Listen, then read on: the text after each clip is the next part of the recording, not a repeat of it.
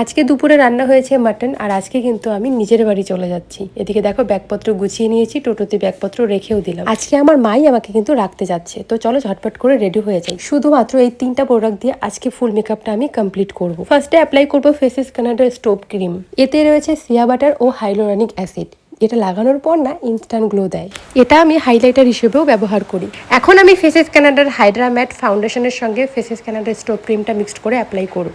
এই দুটো একসঙ্গে লাগানোর পর কিন্তু খুব সুন্দর ব্লেন্ড হয়ে যায়। দেখতেই পাচ্ছ আমি হাত দিয়েই পুরো মুখে লাগিয়ে নিচ্ছি, আর কত তাড়াতাড়ি ব্লেন্ড হয়ে গেছে। এছাড়া এটি কিন্তু ফাউন্ডেশন, ময়শ্চারাইজার এবং সানস্ক্রিনেরও কাজ করে।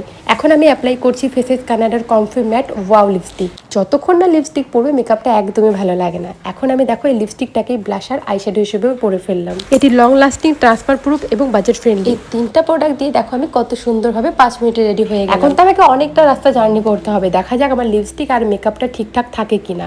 ব্যাগপত্র গুছিয়ে আমি তো বেরিয়ে পড়েছি। আজকে কিন্তু আমি টোটো করেই যাচ্ছি। এদিকে দেখো আমি বাড়িতে পৌঁছেও গেছি। এসেই মিষ্টি খাচ্ছিলাম, কোল্ড ড্রিঙ্কস খেয়ে নিয়েছি। তারপরও আমার লিপস্টিকটা কিন্তু একদমই নষ্ট হয়নি, আর মেকআপটা যেমন ছিল তেমনই আছে। তোমরা যদি এই প্রোডাক্টটা পারচেস করতে চাও, পার্পেলে পেয়ে যাবে। এমনকি গুগলে কিউআর কোড স্ক্যান করো তোমরা এটা পারচেস করতে পারো।